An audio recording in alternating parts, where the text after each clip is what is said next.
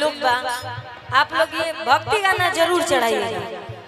ना, तो हमने यूट्यूब पर मारे सुनने यार स्टेज पे तो आवेला खाली लोकगीत आवेला बस राय भाई वाला, तनी भक्तियों चढ़ाओ करो सब। और कैसे भाव भाव